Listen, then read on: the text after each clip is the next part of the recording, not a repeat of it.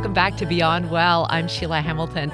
And generally, I introduce this by saying I'm here with Dr. Jenna LeJeune. Hello, Jenna. Good morning. Nice to be here. And Dr. Brian Goff. But Dr. Goff sort of said the spotlight is on Dr. LeJeune today. So thoughtful. Yes, because Jenna and her husband, Jason Luoma, have both written a beautiful and such an important book regarding what we do here, because it's all about what this show is grounded in, which is values. The book is called Values in Therapy, A Clinician's Guide to Helping Clients Explore Values, Develop Psychological Flexibility, and Live a More Meaningful Life. Yeah. Congratulations. I want you first to talk a little bit about the symbiosis between what you do so that people understand why you co-wrote it. Could you? Sure. You know, the idea was I wanted to write a values book for clinicians because this is really where my passion lies. I really love this idea of helping people identify what would be a meaningful life for them. And so Jason very generously agreed to help me write the book. But the funny story is, so I started writing the book. The publishers had approached me about it. I started writing it, my sample chapter, and I thought I looked so smart. I was being all technical and thought I looked so smart. And Jason, who in his most very loving way, I handed it to him and I said, "Okay, here you go. What do you think?" And he in his most loving way, hands it back and says, "Oh, honey, what the hell is this?" I want you to pick up there and talk to me about what the hell is this and why it completely changed the way that Jenna wrote the book. I saw my role in this book as the second author to draw out Jenna's voice. This is something she's been very interested in for a long time and has a tremendous amount of talent around and has put a tremendous amount of time into developing ideas about how to do this work effectively. And she also just is a very special person, has great stories to tell and things like that. And I wanted her voice to be represented in the book. We didn't want this to be your kind of typical book that you might read for professionals where it can be pretty dry and maybe technical or boring. Lots of footnotes. Yeah, exactly. And so we wanted it to be really engaging, and that chapter was not that. It wasn't. I think you actually said something like, "That's not your book to write." Uh-huh. You Yeah. have to write your book. So you come from a research background, correct? Yes, I also do clinical work. Well, I have traditionally done clinical work. I'm not really doing it today. Yeah. But I did for about 20 years. And so I think it's so loving and generous to say, I'm not going to elevate my point of view and what I'm really good at. I'm here to shine a spotlight on my partner. So first of all, kudos for that. That's amazing. How did it change then, Jenna, after you got that, yeah, he's right? Yeah, so I scrapped that first chapter and I wrote more in the way that I speak with my supervisees or even with clients or even just conversations that I'm having with people. I tried to write much more like that. But I mean, this is one of the things actually about values is we're constantly valuing or importanting something by our actions. And a lot of times we're not really aware of what it is that we're valuing. Yeah. And so what would happen periodically as I was writing the book was I would drift back to this very old habit of mine to be valuing, I want to look smart. I want people to think I'm smart. And it would start getting in that boring, technical, and actually not very good writing. And at that point, Jason, again, would kind of come back and say, go back to your voice, Wow, go back to your cool. voice. And that's what I think great partners, great therapists, great friends do for us is they help remind us, hey, what is it that you want to be about? And is that what you're doing right now? And if not, can we help you get back on track about what actually matters to you? Yeah, and you hear your voice so clearly throughout. One of the most incredible things for me is when you bring back examples of your own shift, having to recognize your own values. And I think, again, it's that vulnerability. When Jenna is on the page, I'm just flipping through, When I lose that sense, it's not as engaging. Yeah. So I thought that was so helpful just to have that framework to begin with. So you have a line in the book that says, most clients come to us and they want to focus on their psychological suffering. Of course. Okay, and I was thinking about, is that true? Is that when I go in? And I was like, oh, yeah. Because when things are going well, I don't really want to see my therapist. Right. Right? Right, yeah. I want to see you and have you talk to me about why I'm in pain. Absolutely. And how are you asking people to shift that, especially for the therapist role? Yeah, that's completely understandable. And when I have been in my own therapy, those are generally the times that I go into therapy as well. It's like, oh, I'm experiencing something I don't like, and I want some help getting rid of it or figuring it out or coping better with it or something like that. And all of that is fine. The problem is that when our lives, or therapy in this case, become only oriented around how do I decrease suffering, we're sort of missing the important piece of a well-lived life is not just a life in the absence of suffering. There has to be something else in addition to that. And so having therapy be oriented around helping somebody live a meaningful life, not just a life that is sort of free of suffering. Because unfortunately, many of the ways to get rid of suffering most effectively cause a whole lot of problems for us. Jason, would you say it's true that most people make the mistake of believing that they need to eliminate their suffering before they can live the well-lived life? Meaning the chicken and the egg here thing. You're asking people to focus on your values, but most people go, wait, you need to help eliminate my pain before I can tell you what it is I value. I think it's very natural that we want to not suffer.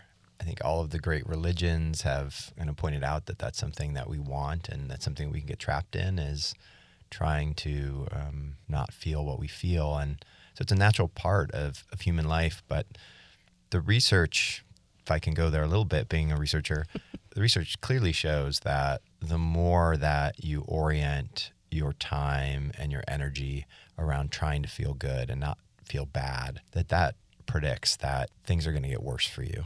Wow. It's not just that right now, it correlates at the same time point also with suffering. So if you have more suffering, you tend to do that more. If you tend to do that more, you suffer more. But also, if you're really working hard to try not to feel what you're feeling, it means you're likely in a month from now, 6 months from now, 2 years from now, to actually have things get worse. You're going to suffer more.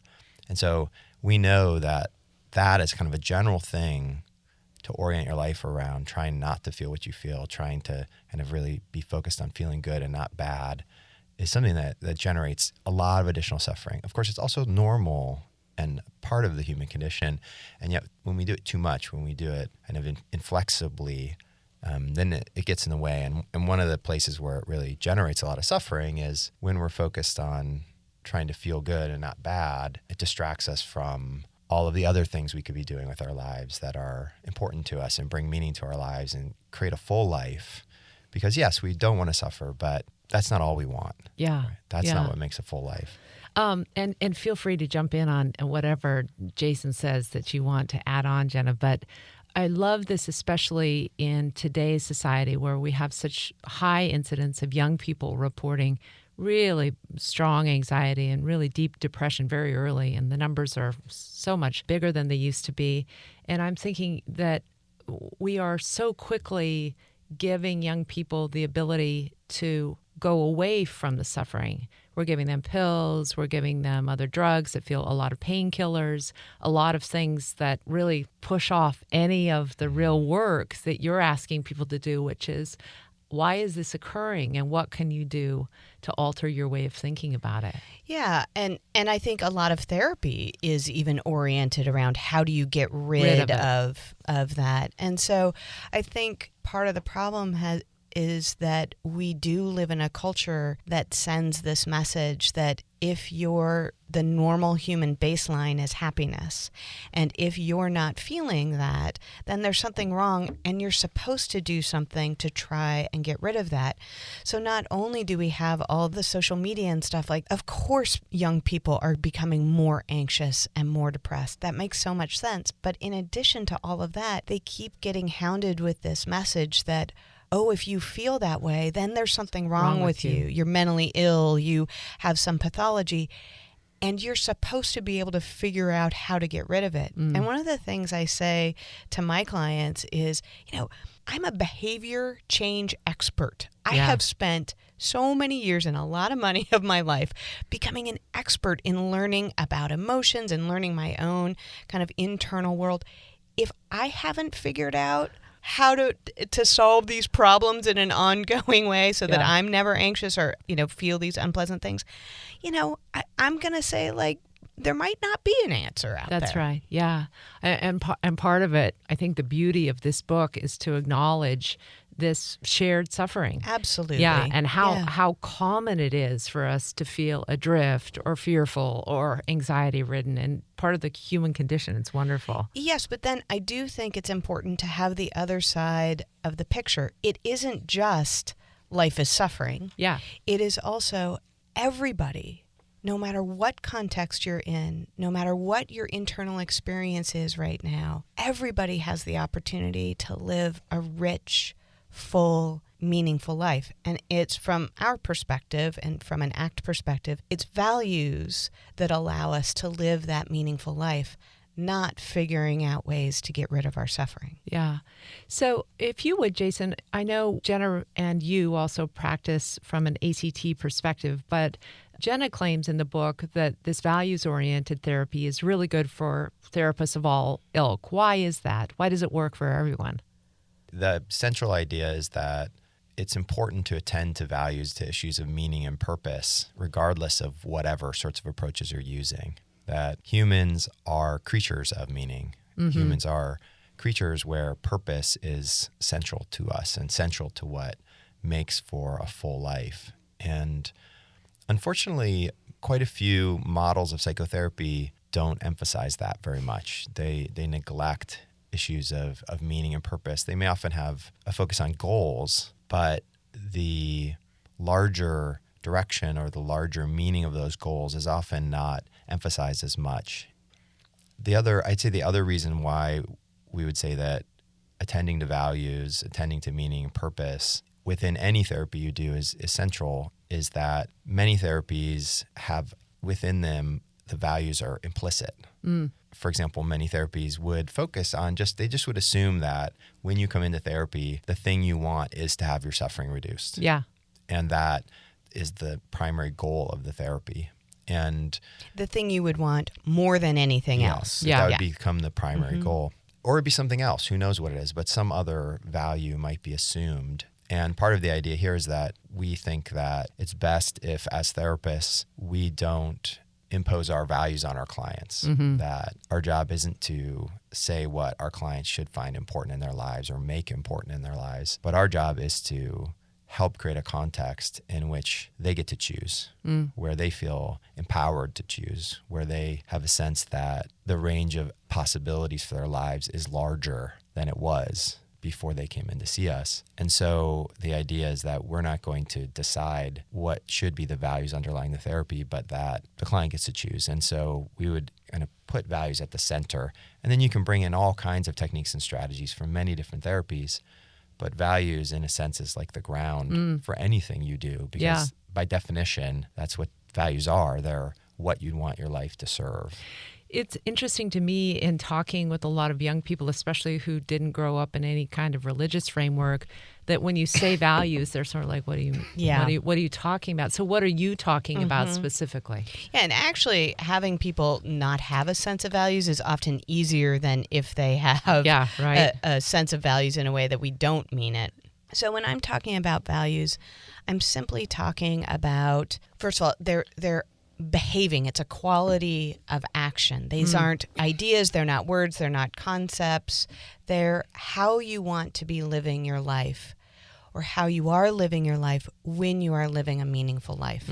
So one of the ways I'll describe it to clients is I'll say, values are when you get to the end of your life and you look back, it's being able to say, now that was a well-lived life. No matter what life gave me, I lived the life I was given well. And that's what we mean by values. It's kind of how you are living when you're living a well-lived life. I love that quote. God, you're going to have to remind me who it is, but it's a painter talking to his son about everyone else's idea of spinning and rushing around. But for me, my value was actually being an artist and painting. And so I can die here really happy. Yeah, it's Harry Chapin's grandfather. It's beautiful. It's such a beautiful, and it brings that right down to a real example of it, you know. Exactly. Other people might have a value of great wealth or great power, but if what you individually truly, truly love and you believe in is to write songs and put them out there on the internet and hope they do okay, that's living a life of values. And like how you want to be as you're writing those songs. You know, do you want to be from this posture of sort of generosity? Do you want to be from a posture of creativity or openness? Like what you bring to whatever it is you're doing, or flipping burgers at McDonald's. Yeah, that's such a great point, Jenna, because honestly, I think people start businesses or they go into their careers without really figuring out that value piece first. Absolutely. And they end up, you know, mid-career, either they've made a lot of money or they've made none, and they're shaking their heads as to why do I feel so empty? And they didn't do that process of, who is it I want to be? How do I represent myself? What do I really care about? And the great thing about that is available to you right now. You don't have to wait until you get the big break or you get your MD or whatever it is to then start living a professional life in line with your values. You do that now. Well, you're an Uber driver or you're babysitting or you're doing whatever it is, or you're a student to get to the next place. Right. But so much in our educational system and, you know, just kind of in culture, we focus on what is it that you want to do, and we don't focus on how do you want to be as you're doing the thing you're doing. Yeah, I love that. Okay, I want you to pick up, Jason. Values are the direction, goals are the markers. In many people's lives, it's the other way around. Goal is the thing that everybody has on their, you know, daily calendar, my goals. Right. Why is that topsy-turvy? It's a good question. Why is that topsy-turvy? I think we have a tendency to get focused on outcomes is one thing. We want things to be the way we want them to be.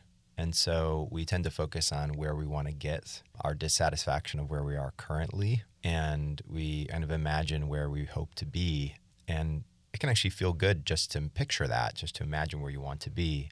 And sometimes we can get caught up in those goals, and that one of the downsides of that is that pulls us out of the present. So if we're too focused on a goal is always in the future. Because if it's happening now, it's no longer a goal. Mm-hmm. And so it, by definition, needs to pull us out of the future.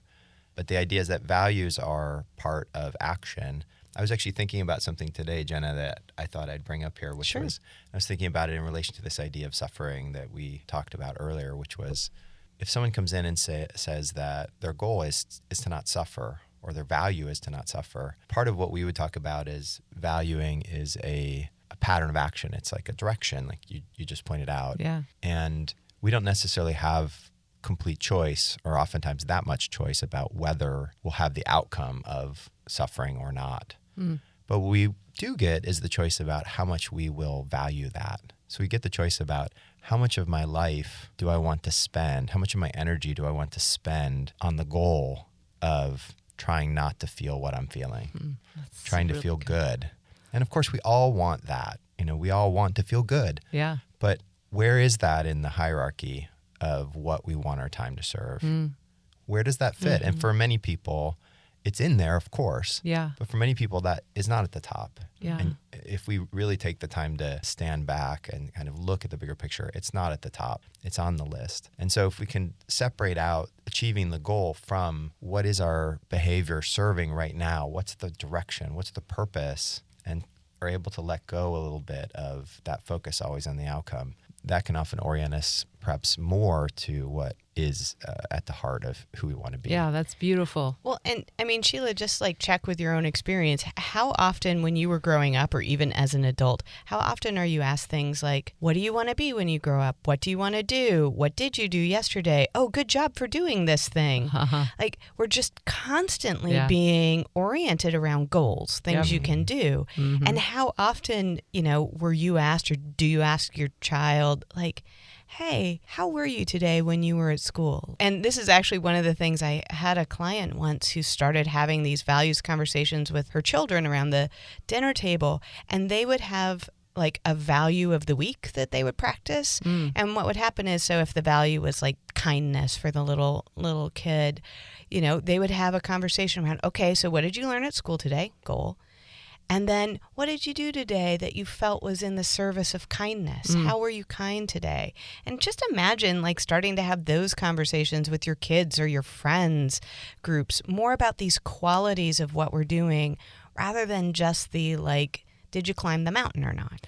It's so good. And it occurs to me that the workplace is in for a big upending by a younger generation of people who watch their parents die of obesity and heart attacks and not live a life of values, but live a life of goals. Sure. And they're saying, I want to reorganize the way that we do this.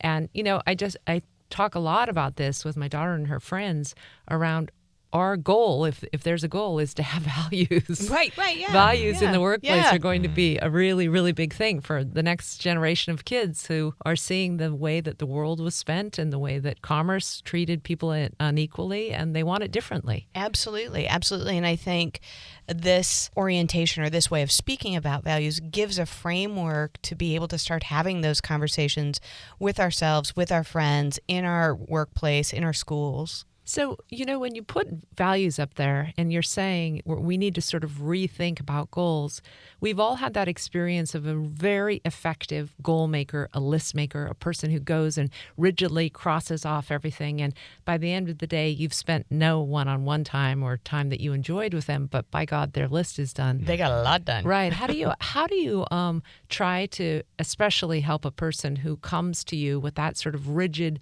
but I do this and I do as a living. I'm a doer. Mm-hmm. Yeah, I mean, one of the things that I will do is I'll ask, you know, somebody will say like, oh, but I feel really good at the end of the day when I've been productive. Yeah. I think like, heck, so do I. I feel great when I check off my list. And checking off on your list and being goal-oriented is not problematic. It's when the goals are not in line with a value that then we tend to get just sort of, we miss the whole purpose of accomplishing the goals. And so one thing I will say is like, great, you felt super accomplished. And if today was the last day of your life, would you be able to kind of look back and say, I lived that last day of my life really well? Does that sense of like being productive have a sense of like that was meaningful, that was really important? And so I don't try and have folks be less productive. I just try and help them have their productivity or goal orientation be in the line with something even greater than simply checking off on a list. Yeah, so that if you're headed to do a task, you're not cutting people off in traffic and flipping them the bird. That's exactly right. Exactly right. Yep. Mm-hmm. I love it when authors will do something like a keep it simple page. I thought that was really helpful. So values are, I want you just to go back and forth with how you describe them, if you wouldn't mind. Sure. You can play ping pong here in front of us. Oh, that's great. So, as I said, values are these qualities of action. They're how you're living when you're living. They aren't words. They're not like, I value compassion. Well, what actually does that mean? I want to know how you're living when you're living out that value of compassion. Yeah. So that's one thing. One of the ways I'll say is it can be as simple as kind of who and what matters. Thinking about who and what really matters in your life. And, you know, in contrast to those goal lists or, of course, you know, you have your day-to-day goals. And if those aren't tied to who and what really matters, there's going to be something missing. Wow. That's really good. And another part about values from this perspective is that they're experienced as freely chosen. So these are not things that are shoulds or shouldn'ts. They're not sort of morals. Morals are more about our history and what we've been taught or reinforced to do or not do. And they come from this external kind of rule, like thou shalt not. And those things are fine and great, and they make society run well, but they're not the same as values. Values are sort of this sense of, if I could choose anything, if I could choose any way of being in this world and what would be really important and meaningful to me, I would choose this. just because. And one of the reasons I really like this concept of values as being experienced as freely chosen is because it means they're available to everybody. And I just feel like our world is such an unjust place where so many things are restricted from certain classes of people or people with certain education or in certain circumstances. And from this perspective, there's nothing about your history, there's nothing about your current context that could in any way limit your ability to choose a meaningful or a values-based life. And that just seems cool to me. Yeah, totally. I want you to use the example of you with your bike as a way that you reoriented your life when you thought that you'd no longer be able to have a value. I thought that was a wonderful, perfect example. Yeah, and that was also an example of getting stuck too as Yeah. well. So when I was in my 20s, I was someone who very much enjoyed riding my bicycle around Washington, D.C. Not a great place to ride bikes, but I enjoyed it a lot. And at some point, I injured my back such that I couldn't ride a normal bicycle. And I also lost the ability to do a whole bunch of different sports. I was someone who did a lot of sports. And for a number of years, I mourned that. And I tried to find other things to do, various different sports, different hobbies, and was able to find a number of things I enjoyed. But biking was something that I thought was forever lost to me. So if we think about this distinction between values and goals, the goal of being able to ride this kind of particular type of bike, or what I thought was any type of bike at the time, but this goal of riding a bicycle again seemed like it was close to me. But I was able to step back and think about, like, well, what is it that's important to me about this? Why do I enjoy this? Or what role does this have in my life? And to reflect on, part of it is fitness. Part of it is having that in my life. And part of it was there's something special for me about biking, that kind of middle speed between, like, walking's just a little too slow for me. It's a little boring. Yeah. And in a car, things go by so fast that Right. you can't really see anything. There's something about biking where it helps me to stay in the moment. Totally. In a way. So there's something about that was also about doing something that was about being present and using my body and things like that. And I had thought biking was something I couldn't do. So I think I just gave up because I had that idea of, like, a particular way that I had done it in the past. And I knew that was closed to me. But at some point I had the idea, I wonder if it's possible that I might be able to ride a recumbent bicycle, even though I knew that even if I did that way, I assumed at least even if I did that way, I'd have some pain, which I do. But then I took that chance to try, and I got a used recumbent bike and tried it out. I was able to kind of do changing things, trying things, various things, get to the point where I was able to bike again. Yeah. And I think the kind of message behind that story was how our attachment to goals, this particular idea of how my riding needed to be, got in the way. And then when I was able to step back and think, like, really, what's this about? And to be more flexible and to start to try to explore different options, then I was able to find some sort of pattern of activity that brought me back into contact. And I don't get to do, when I ride a recumbent, I don't get to go off road. I can't go up on curbs. I can't jump things. I can't do a lot of things that were fun about biking. And yet I can do a number of them, and I can still live out that direction. One of the reasons I think that this type of gearing to the world is so important is because we all age, we all get sick, we all start to have limitations, and the quicker that you can learn these workarounds and this flexibility, the better older life you're going to have. Absolutely. For sure. Absolutely. Yeah. Life is, even if things are going perfectly right now and you're able to do all of the things that feel important and meaningful to you, life's going to throw you some curveballs. Oh, yeah. And our ability to not give up on the direction that is the value when there is a block to one path of moving in that direction, I just think is so important.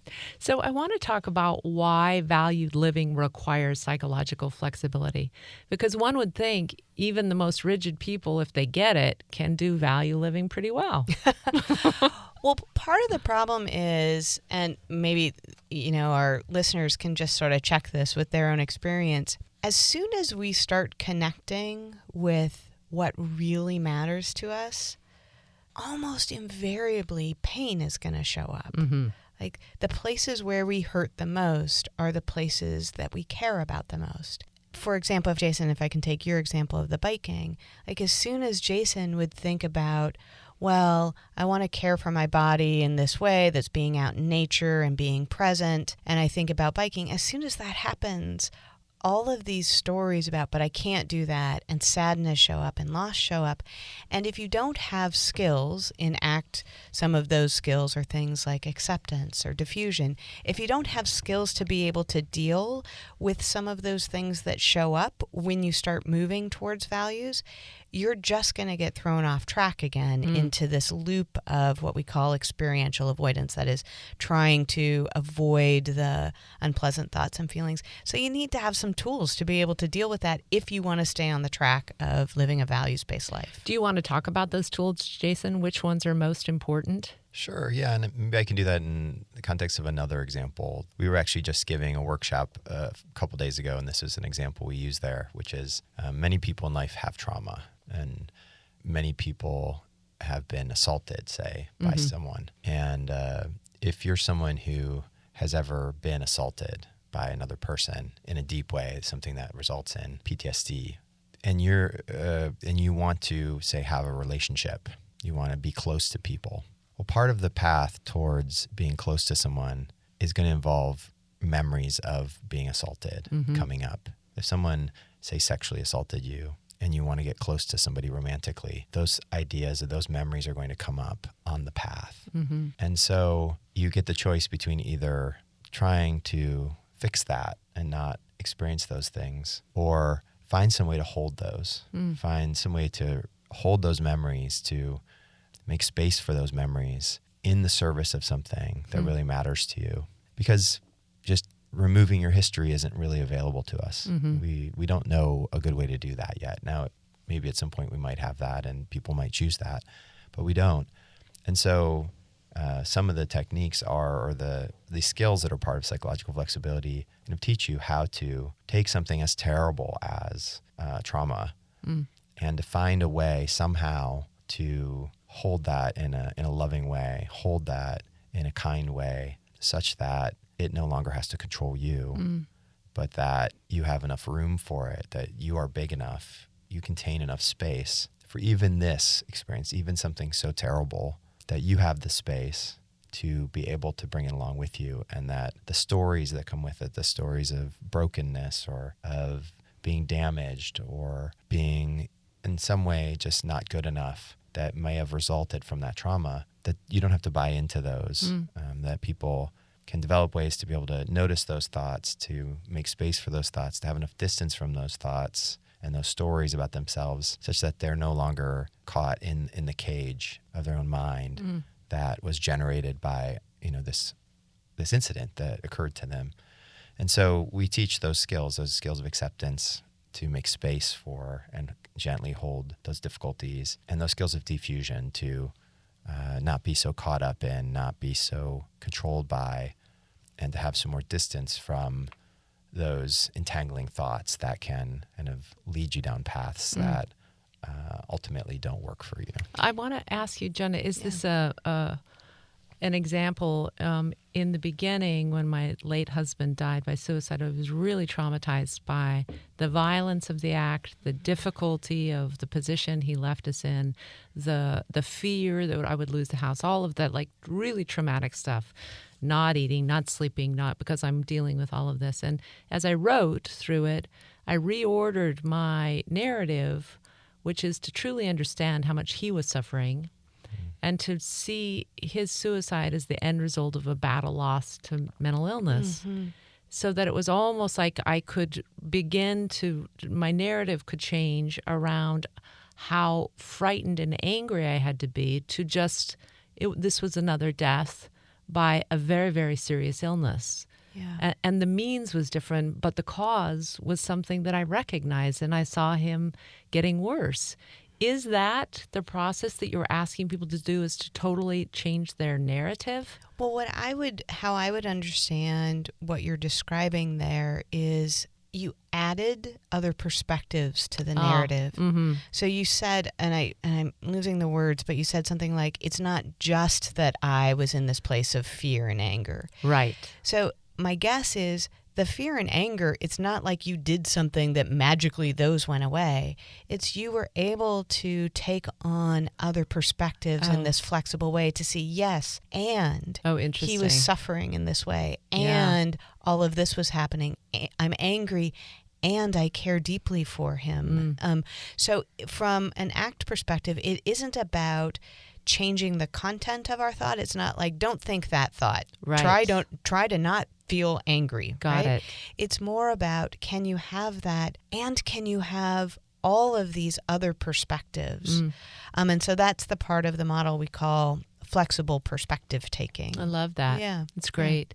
It's also so interesting to me how once you begin to see one of those other possibilities, then you begin to see a myriad of them. And isn't that true? Yeah, and it was only years later that I realized, like, oh, I have total forgiveness for his decision and what he was going through, because I allowed the other perspectives to sort of inform how I saw it. And now when I meet someone who's in that early stage, I have so much empathy for them, because it's almost like a bodily response to the trauma, right?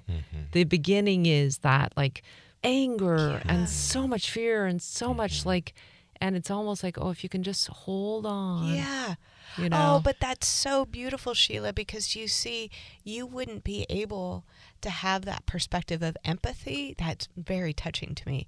You wouldn't be able to have that perspective of empathy if you also didn't still have that experience yourself. Like, I have been there. I know that. Yeah. And if you had just like somehow been able to pluck that out of your head and not have that. And so even in that example, your ability to have compassion for your own pain allows you to have compassion for somebody else's, and be able to see it's more than just that suffering that they're feeling right now. It will be something more than that. And you're exactly right that as soon as you're able to have like a little crack in the story of this is how it is and this is how it will always be, then all these other perspectives can start flooding in. Oh my gosh, I love talking with you guys so much. So I want you to, if you would, I want you to talk a little bit with one another, and I can just like step back and You'll be the couples therapist. I'll be the therapist. Okay, we'll swap roles here. To just really speak about why you want therapists to be tuned into this potential of what this book does, and not just the book, but of course the content inside it, and what's lacking if they don't. Yeah, what do you think, Jason? Like, why is this important? We wrote the book. It should be, right? I would think so, yeah. I think to some extent, I said earlier that at a basic level, this is about helping therapists to be more intentional about the work they do. And oftentimes we bring in our own ideas about what our clients' lives should be about. And I think at a very basic level, this is about helping therapists to kind of take that big step back and think about, what do I want my work to be about? What do I want all of this time I spend in the room, the thousands and thousands of hours that it adds up to be, what do I want that to serve? And that is an important element of this book. There's a stream that cuts through this book of not just looking at how do you do kind of values-guided work with your clients, but also how does this idea apply to yourself in your role as a therapist? How do you want your own values to guide you? And where do you get caught up in suffering? Where do you get caught up in your own stories of yourself, or your stories even about your client? And how do those things get in the way of you truly being who you want to be in the room and also in the rest of your life? Yeah, I mean, wouldn't you say that while this is oriented towards therapists, like with specific theory and technique to be able to work with clients, I think probably the way you and I think about it is this is an orientation towards life. This is about having values guide how you're living your life. And you and I happen to be psychologists. And so, values are guiding how I do therapy, what you're doing in the research lab and that sort of stuff. But it's really about, and wouldn't that be cool to like have more people be able to feel that their life, everything that they're doing is oriented around like what is most meaningful, what is this sense of purpose. And I often think about this idea. I came across this question, that philosophers or theologians will often ask, like, what's the meaning of life? And I have no idea what the meaning of life is. Like, I needed a different degree to be able to answer that question, I guess. But as a values-guided human being, and also somebody who happens to do this in my professional work, like the question I'm super interested in is not what is the meaning of life, but what is a meaningful life? And I just think it would be a cool place a cool world to live in, where everybody gets the opportunity to explore that and the skills to be able to live that out. And one way we know how to do it is through ACT, this kind of therapy that we do, but there are lots of other ways to do it. And I think another reason why we wrote this book the way we did was that there has been this body of concepts, theory, and techniques about helping people to explore issues of meaning and purpose in their lives. That this body that's been created in this world of ACT, acceptance commitment therapy. And we saw the broad applicability for therapists, that this is a topic of interest to therapists in general. I mean, therapists know that this is important, that meaning and purpose is important. Yeah. And yet some of these methods and some of these ideas that had been developed inside ACT weren't always available to people who weren't necessarily interested in ACT. And yet they had a lot of applicability to therapists who were not necessarily interested in the whole model. Right. And so we wanted to write a book that would be able to be used by therapists who just wanted to know, like, how do I help my clients figure out what they want their life to be about? Right. Yeah. So good. Yeah. And they're like, I don't know about this whole ACT thing. Like, maybe I don't even like it, but I just want to know how to help my clients figure out how to have more purpose. Yeah. And there's this whole body of like really cool stuff out there that we know about. And we're like, let's try to write a book that gets that out to a wider audience. Yeah, I think you wrote your own blurb just now. Yeah.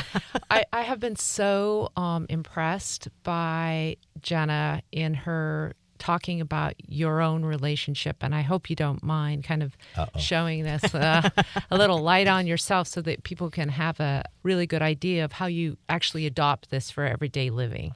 And you can say, no, Sheila, this is just too much. I'm blushing already. But one thing that Jenna told me that really stuck with me was that you both conscientiously said, we want to have a lighter footprint on the world so that we can go live our lives in different parts of the world.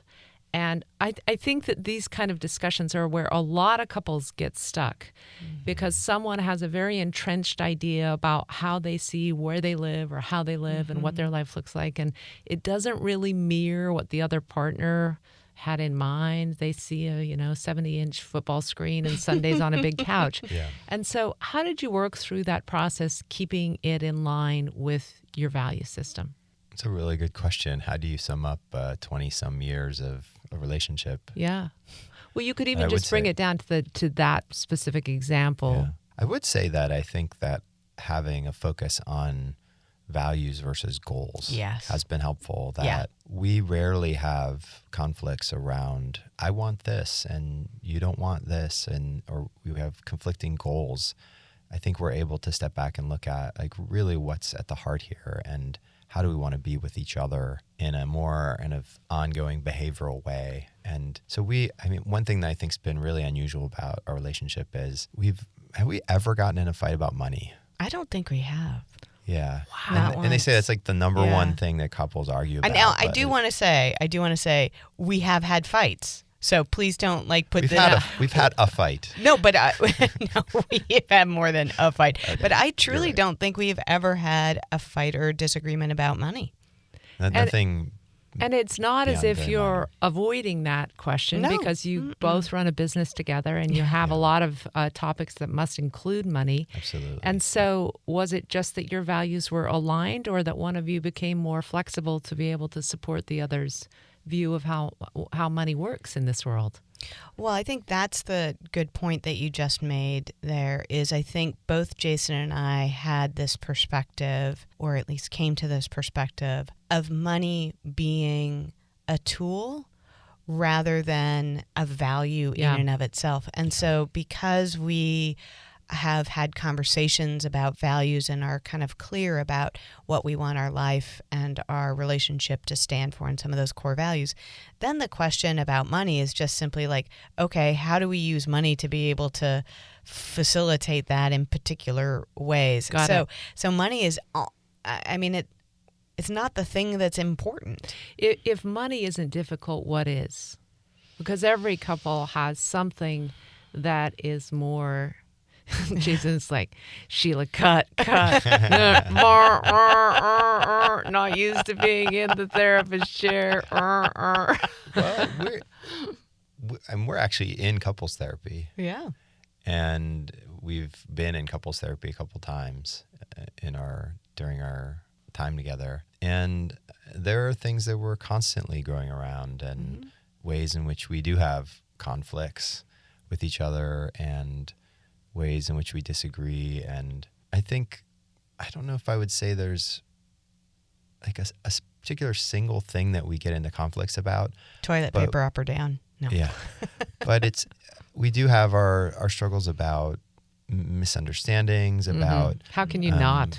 The daily difficulties and about closeness and intimacy. So I think couples tend to vary quite a bit in terms of how much one person wants intimacy versus another. Totally. And I think historically that's been one of our struggles is Jenna's, if this is okay, someone who's more on the kind of wanting more intimacy, and typically I'm the one who's okay with more distance. Me too, Jenna. I'm over here wanting it. The reason I asked you to do this is because I think that a lot of therapists are listening, and you both are so intelligent and you're so warm and you're so figured out that there's almost a way in which you go, well, you don't have a normal life. Right. I really wanted people to hang long enough to hear this. You are both so human. Yeah. And you both struggle. Yeah. You know? It's really important just to remind people